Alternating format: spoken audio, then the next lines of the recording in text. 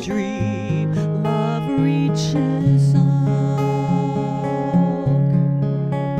when a family is far apart, and the street is all you have. When your faith begins to break, love reaches out. Love reaches out. Love reaches out. Here by your side, bringing you home. Love reaches out. Love reaches out. Love reaches out. Here by your side, bringing you home. Love reaches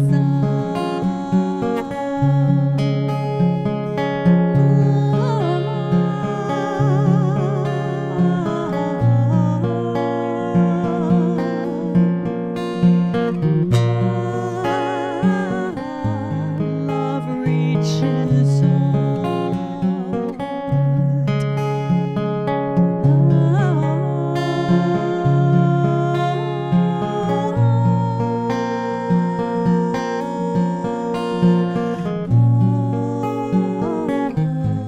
Love reaches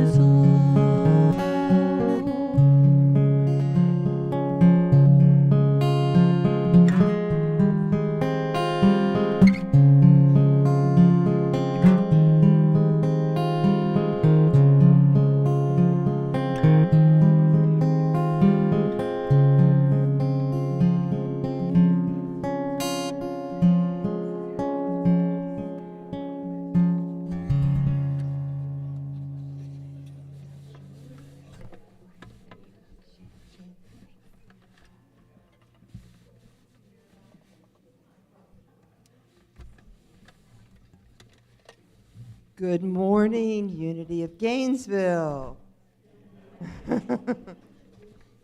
All right, my first thing is, and I'm trying to remember if I did it myself, and I'm not sure I did, I request that you silence your phone. If you haven't done that already, please do that. I just hope I did it. So I want to say, may this service bless each of you on your spiritual path. Those of you that are here in person, those of you that are joining us on Zoom or YouTube, and all of those who are with us in spirit. My name is Celeste Kroll, and I'll be guiding us through this sacred service this morning. We have a guest musician and speaker, very special, Shana Smith. You're in for a treat. I want to know, are there any first-time visitors here this morning? And if there are, if you could please raise your hand so we may recognize you if you're comfortable to do so.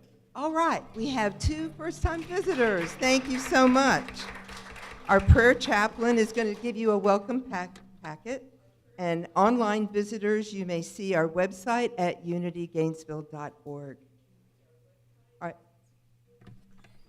Okay, so let's say our vision, mission, and core value statements, and they should be listed on the screen.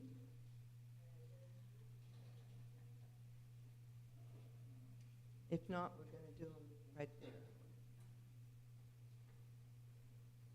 So let's go ahead and do the vision statement, and I'll tell you what, you can just repeat after me. That way you don't even have to look over there. Oh, there it is. All right, the vision.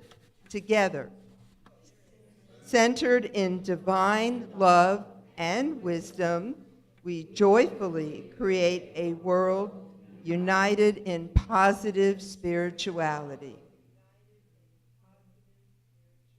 All right, and then the mission. It says through prayer, meditation, spiritual education, and service, we put God's love into action. If you didn't hear it the first time, you can hear it again. All right, the last one is core values. All right, we are spirit-led. It says I am. Well, I will do I am instead.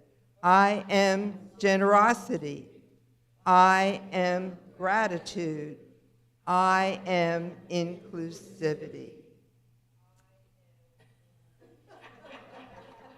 All right, we are now on a new chakra, and it's called the third chakra, called the third eye. And that chakra is between the two eyebrows. And indigo is the color. And the series container is intuition.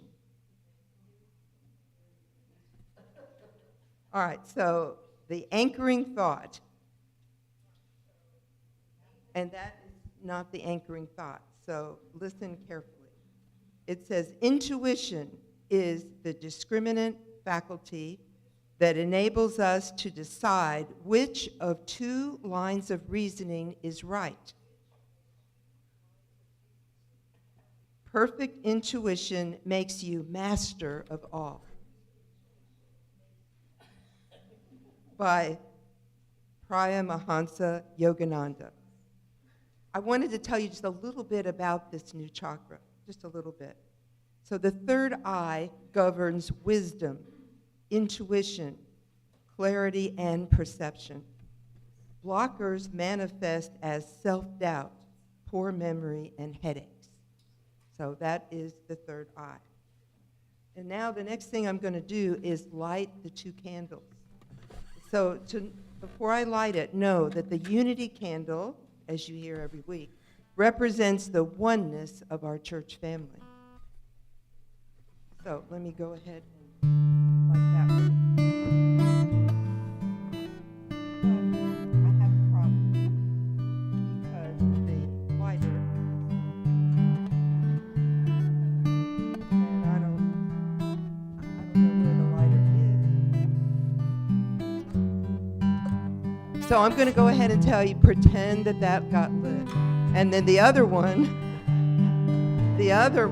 is the indigo candle. And the indigo candle represents wisdom, intuition, clarity, and perception. You are a saint. Thank you so much. We get to light it,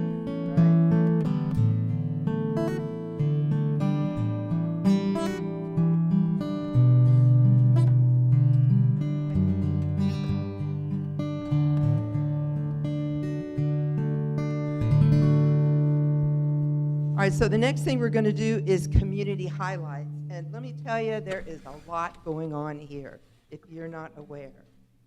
Although I'm always saying every Sunday on the SSL that make sure you go to the Friday e-blast, because that's got everything you need to know, all in one place, all on one page.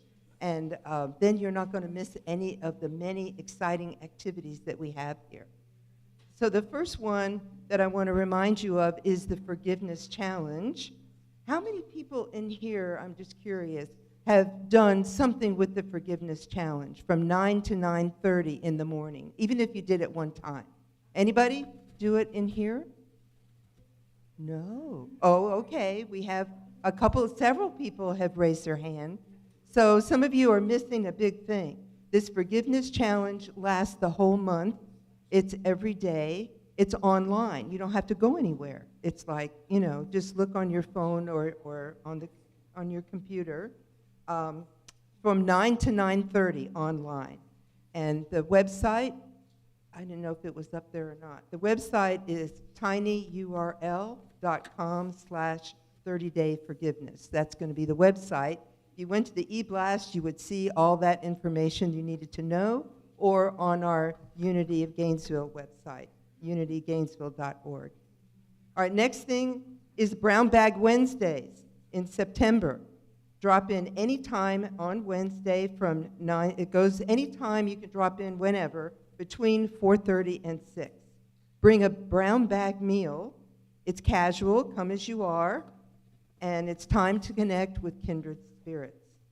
And I heard that in the last brown bag, 15 people came. I know. So it's a really good thing. It's only in this month, but it's a good activity just to get to know people in a casual way, and you don't even have to dress up. So the next thing, past life regression, that is next on September 20th from 5 to 7 p.m. This is given by Reverend Marcy Newman, and you can register on marcynewman.com. Past life. Then the next thing is something big coming up next Sunday. It's called New Moon, New Heart, a tea workshop at Unity from 1 to 3 o'clock. And if you sign up by today, you get a $5 discount. So that a suggested donation, $30, and that sounds like that would be a lot of fun. The next thing is our next potluck is going to be September 28th. So bring a dish. I'm sure on the e-blast at some point that you could sign up ahead of time so we have a good variety of foods that are offered. After the potluck, there's going to be a Healing Hands Energy Healing Circle. That's going to be from 1:30 to 3:30 after the potluck. And something that's close to my heart is you've heard about it, but I'm going to say it again because it's important, is the Help Save the Deck. So our goal is to raise $10,000. Right now, the last I saw on the thermometer in the other room of where we are is 6,000. So we're at 6,000. We kindly request that in addition to your church tithes, you give donations to this very important fund because our deck is deteriorating, but we use it so often, it's very important to our church, and we need to replace the top layer. Let's see. Please donate, and there are special envelopes for that, or you can make sure you write on the check what is particularly it's for, because it needs to go in a different account. All right, and then the last thing I'm doing right now is I'm going to read the daily word. And the daily word, it happens to be the one for today, and the word for today is brave. And the affirmation is, through the power of God within me, I am brave. The scripture says, for God did not give us a spirit of cowardice, but rather a spirit of power and of love and of self-discipline. That's from 2 Timothy chapter 1, verse 7. I want to have a greater, more expansive experience of life. If I want to have one, I must be brave and move beyond the trepidation that holds me back. I do not judge myself for hesitating, but I don't let it stop me. Instead, I take my reluctance as a cue to call upon the strength of God within me to push past my fear and move forward. So much life lies on the other side of my fear. I believe I am meant to live a fulfilling, satisfying life. Whether I am interested in having grand adventures or simply stepping out of my comfort zone and trying new things, I can rely on the divine within as I summon the courage to do new things. I affirm, I am brave. As this becomes the truth of my heart, my experience of life expands. And the affirmation, one more time, through the power of God within me, I am brave. And one other thing I wanted to say, and then I'll leave it to you, is that I don't know how many of you have been following what's going on with Gabe Coleman, but he's doing so much better. Just to let everyone know, Gabe is doing so much better. He's out of the hospital, and his father is still with him, and I see big smiles on their faces as they post on Facebook, and he wants to thank everyone for the support that they've given both of them while they're on this healing journey. Thank you. Gabe, so brave. What courage. And his father, leaning in to these challenges in our lives, takes courage. Courage is not the lack of fear, right? Not at all. You feel it fully, and you lean in anyway because your intuition tells you what's right. I'm so grateful that our daily word is brave as we launch our first chakra, intuition. So let's take a moment for a prayer and then a song that we can sing together as a continuation of this prayer. Please feel free to close your eyes, and if you wish, open your palms up on your lap so that you can receive all that Great Spirit can give you already here. All we have to do is open our grasp. Dear God, Great Spirit, Divine Presence, I know that you are with me. And as I am inseparable from my brothers and sisters and all beings on this great green earth, I know that you have us all. And that when I tap into this great and beautiful power,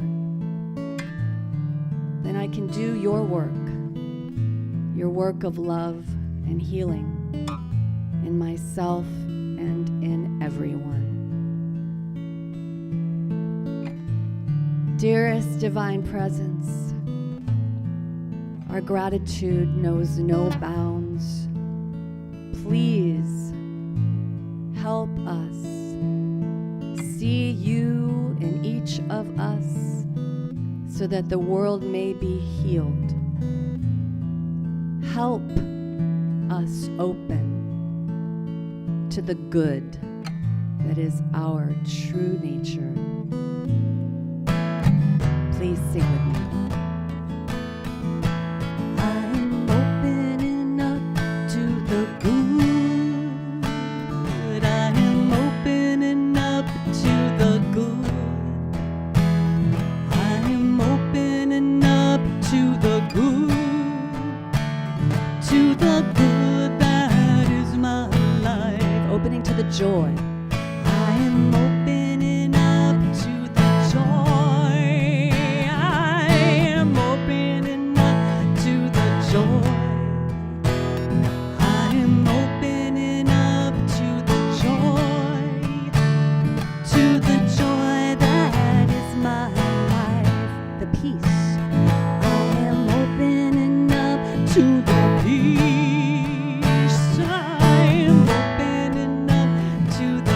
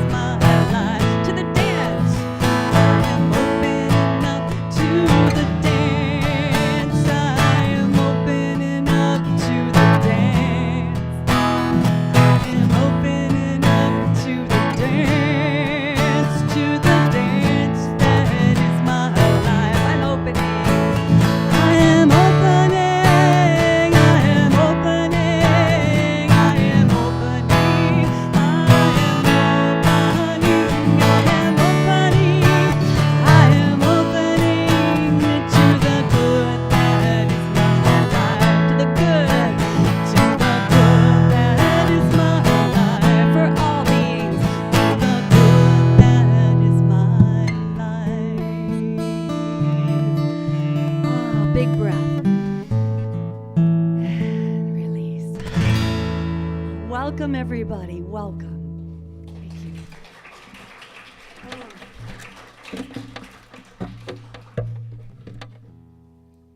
What a joy, what an incredible joy and honor to be able to be here with you today. Ryan, RHT, is giving a very inspirational talk right now in Orlando.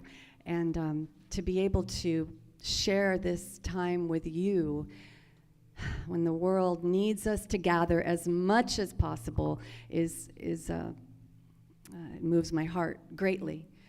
And I'm going to do my best today for you to tap into this courage and intuition, right? Just so well knitted together to bring our hearts, which I know are kindred, into this alignment, right? Because even the most intentional of us can fall out of alignment sometimes when the world is a little bit challenging, and let's face it, it is right now.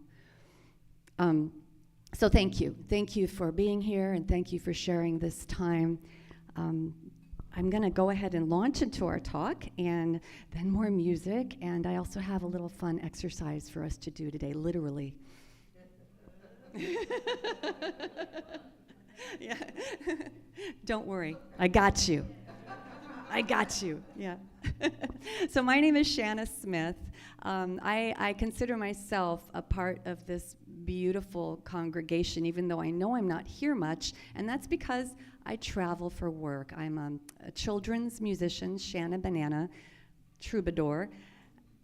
I'm also a Zen teacher with Sambo Zen International, and I do travel quite a bit as well for that. I'm going to be in various Zen centers, throughout the year. They're beautiful counterbalance to one another, going bananas and being Zen.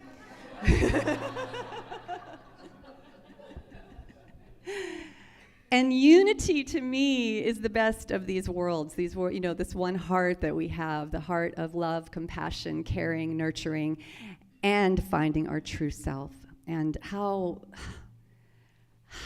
happy I am to enter into the portal of this third chakra today with you. I've been online with you these past weeks, and I've been following you through the other chakras. Today, Ajna, indigo, Om.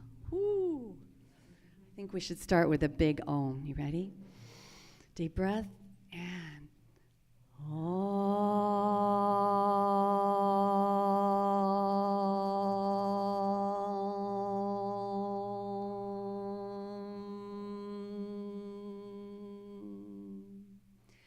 Om is often paired with the Sanskrit word Shanti, which means, anybody know? Peace. Yeah. Om Shanti. Not Om as in tap into your intuition to find peace, but Om as peace, our true nature. This place is the place where we can, it's a portal, right? It's not a compartmentalized thing. All of our chakras they run through our Sushumna, our center line of energy, right? And tap into or help us see into who we really are. And I'm going to talk about what that means in a minute. But this portal is the one for our intrinsic wisdom, also often known as intuition. And it's also known as the third eye. Yeah. How many people have ever, even if you've never had a spiritual practice before in their life, remember a time when they felt a little tingling right here? Yeah. Yeah. It's the pineal gland, perhaps, as part of a bigger whole, yes. So I'm going to repeat our anchoring thought that was so beautifully presented so that we can take a look at it a bit. Intuition is the discriminant faculty that enables you to decide which of two lines of reasoning is right. Perfect intuition makes you master of all. There's actually a whole workshop we can do just on these this statement or two sentences. But what I'd like to focus on is the question, what does Yogananda, Paramahansa Yogananda, who is, of course, Self-Realization Fellowship, right? What does he mean when he says it's a discriminant faculty? Does anybody know? Just get a little interactive here for a minute. What does that mean? It's a yes, brilliant. You have a choice. Yes, a choice between what is true knowing, right, and what is illusion, or in some traditions we call it delusion.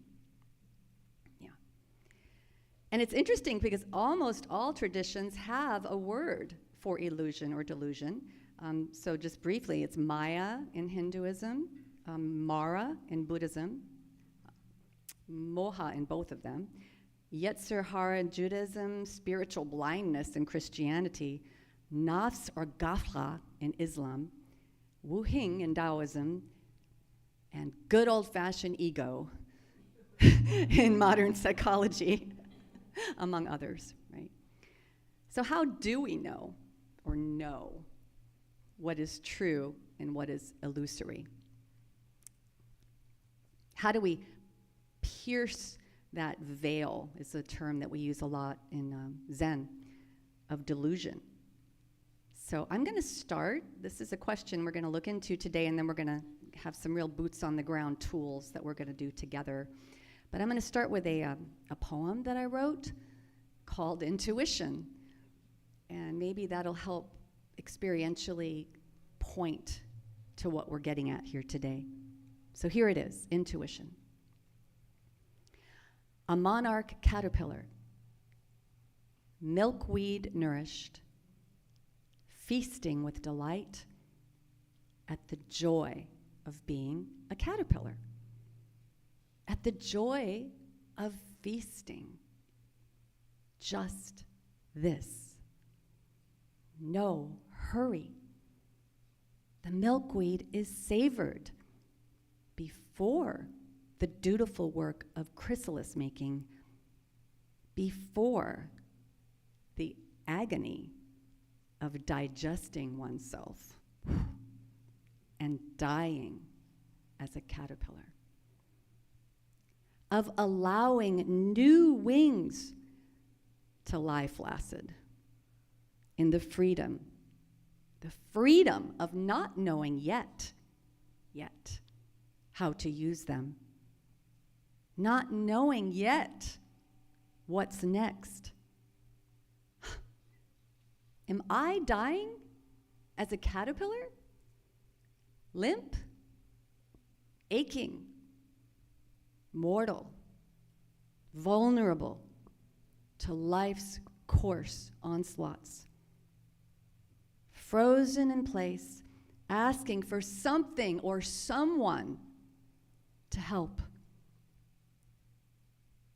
until a gleam of sunshine, radiant and warm, reminds me my wings are ready. They always have been.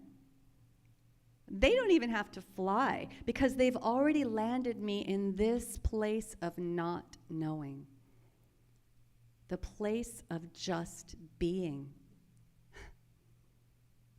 A million joys, a million sorrows. May I learn to trust, to bask in this gleam of sunshine right now is enough. And that I will know, like the sun knows how to rise, and the world knows how to turn, and the breeze knows when to ruffle autumn leaves, and the leaves know when to fall. Aligned with the sandhill crane's guttural call, coming home over and over again, fully disappeared, I will know. For the caterpillar, the sun, the breeze, the leaves, and the cranes speak loudly. This is what's next, my darling. This.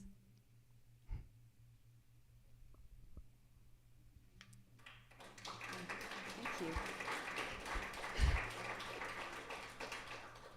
A pointer to this beautiful moment that we're given in the midst of a million joys and a million sorrows, and that trust.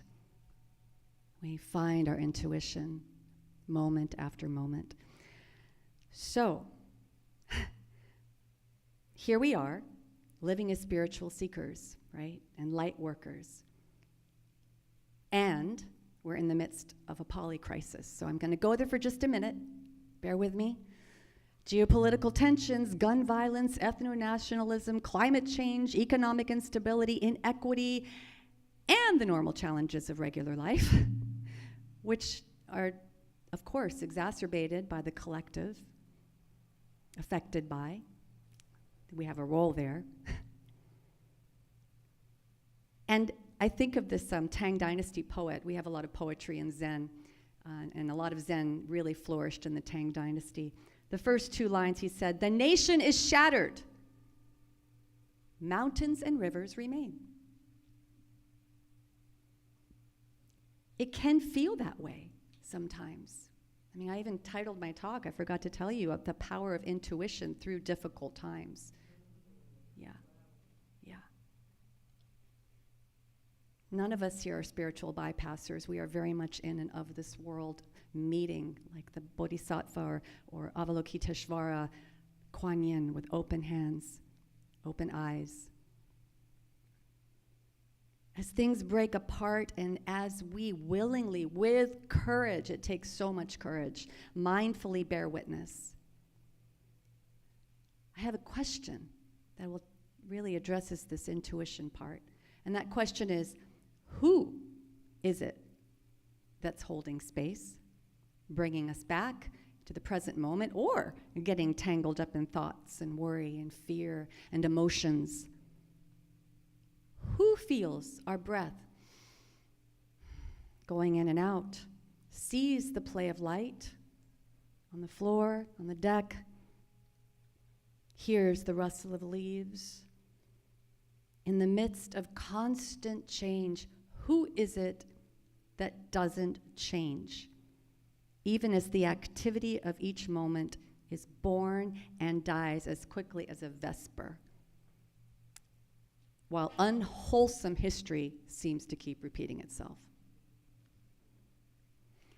So in Zen, we have ways of discovering the infinite who that's not separate from you, right? We call it your true self or your fundamental self, or sometimes who you really are. And it's really no different at all from what we are doing here in Unity. I mean, I'm just thrilled because meditation is happening now here every Sunday morning. And I hear RHT talking all the time. How do you tap into this not-to-ness of who you are? Meditation. And we have other tools we're going to talk about too. In Unity, though, we call it divine love. And I'm proud to say that in my particular lineage of Sambo Zen, which has a very traditional abbot, Yamada Ryon Roshi in Japan, here in the West, our Western branches, we've started using this word love, because what else can you call it? I mean, words are just pointers, but that's what it feels like. And he has been receptive. It's a big revolutionary thing in Zen. You hear compassion, but not love as much. It is in you, it's outside of you, and most importantly, it's not what? Separate from you. Yeah. We talk about the divine presence in Unity in all of us, that it is each of us and all beings with no separation whatsoever. And if you put this all together, the equation is clear. You are love. And as my daughter would say, period.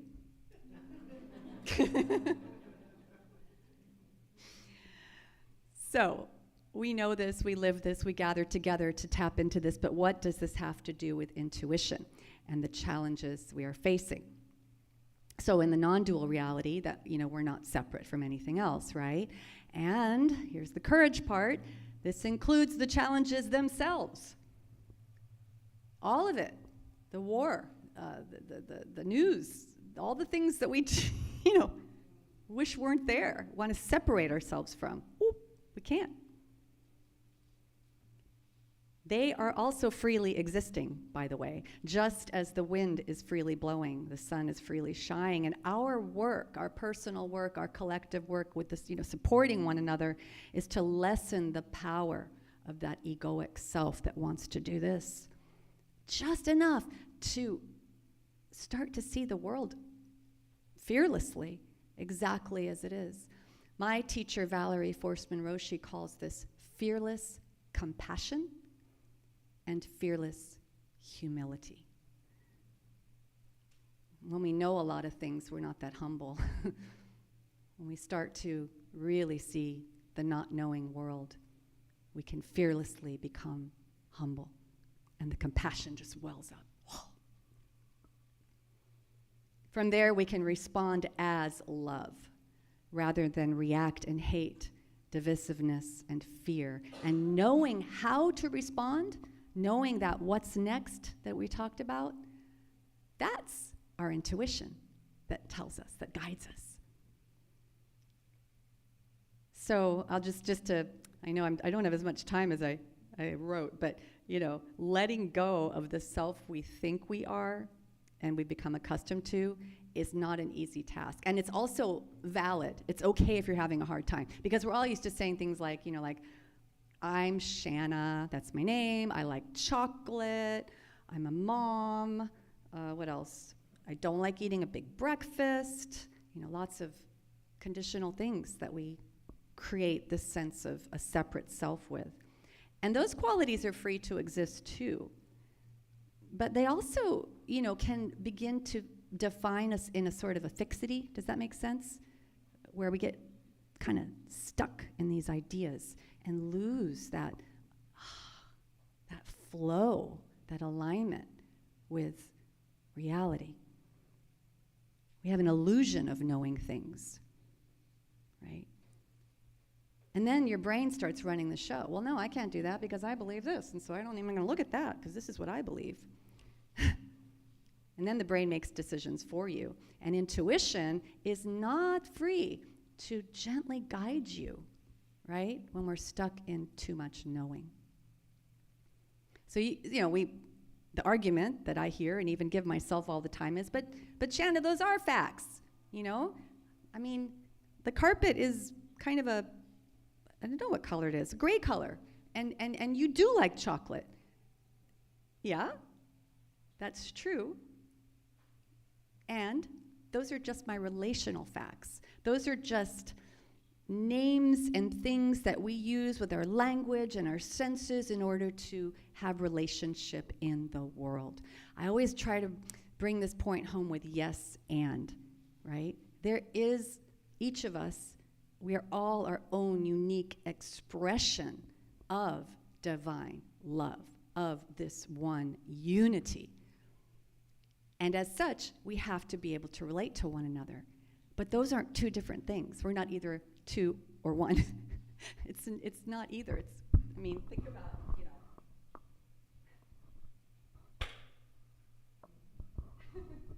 Does that make sense? Yeah.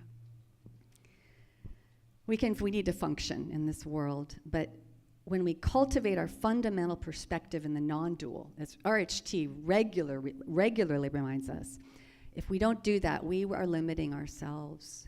And that fortification, that separation, that illusion is what will exacerbate, the fear and the discord that we see all around us.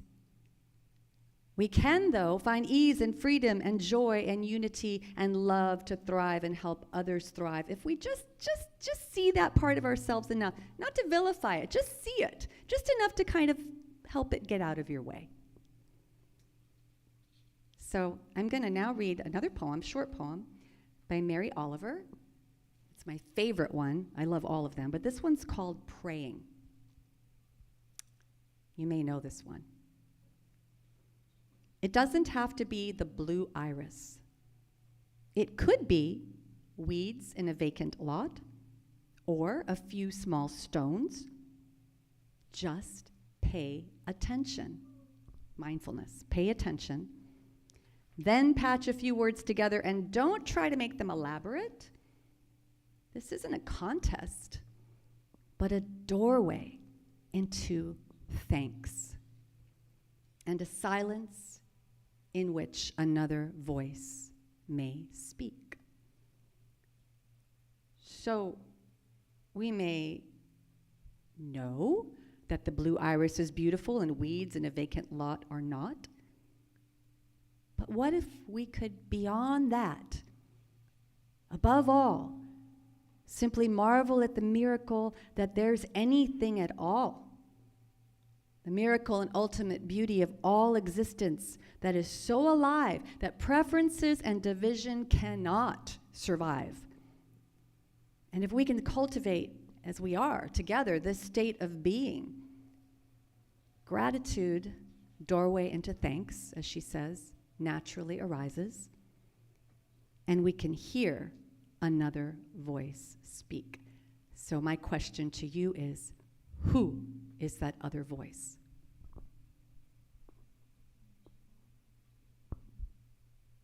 Yeah, I saw somebody. It's you. It's your absolute you, your divine you, and it is the voice of intuition. Bravo. Yes, that's it. Yeah. In Zen, we have a saying, not knowing is most intimate, and that means, when, what I'm saying, if we can just get that egoic self, again, thank you, egoic self, you help me function, and you help me survive, and you're nice, but you're not in charge, right? Then we can really see our alignment with and as all things. And then we can begin to trust. You hear that term, trust your intuition, right? Yeah, that's it. We can follow it. And then, as we say in Zen, the whole world comes rushing in. Ho, the flowers are brighter and more fragrant. Everything, just ordinary things. The weeds in the vacant lot. Even the wars, not good, not. But the aliveness of them can bring our compassion forward with such power that we then find the power to effect positive change. Yeah.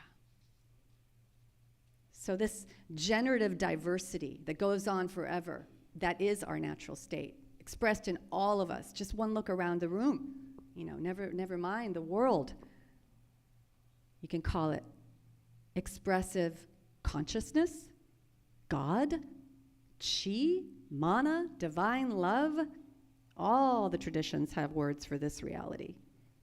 And it's not that everything arises from it even, right? Because sometimes you hear that, it's like from this divine love, all things arise.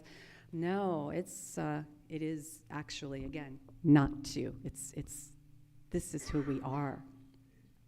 And because we are infinite expressions of this one, we are a tapestry, not a singular even existence. Again, I speak a lot from Zen because that's my training, but a lot of people think, you're Zen, I'm Zen. So not true. Otherwise, I would not have qualified a long time ago. It's freedom. It's freedom to be this tapestry in beautiful alignment as you are. The joy, the love, the grief, pure, loving energy. Diversity literally cannot exist without this dynamism. It's a natural law. Inseparable also. So, just to kind of bring it back, bring it home, and bring us into our exercise, when we're living from and as this ultimate source, we can see things very clearly. Our intuition can speak much more loudly. And even when we don't clearly see it, no problem. We keep our intention. We keep opening to the good over and over and over again. This closing is okay. It's like an atom, think opening and closing. We just train ourselves more and more to stay open. Yeah.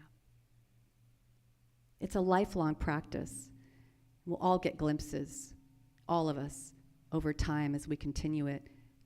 And the veil will lift in small and large ways. and a voice will keep speaking. It never stops. And I know we share the wish for all to be able to hear it. So again, we're about to do something together. It has to do with our chakras. So I don't know if you've covered this, but chakra comes from a Sanskrit word that means circle. Yes? Chakra, I think, is the Sanskrit word, or wheel, like a turning wheel. And like a wheel, we're aligning our wheel, like the spokes of a hub. If it's off, so we're aligning our wheel.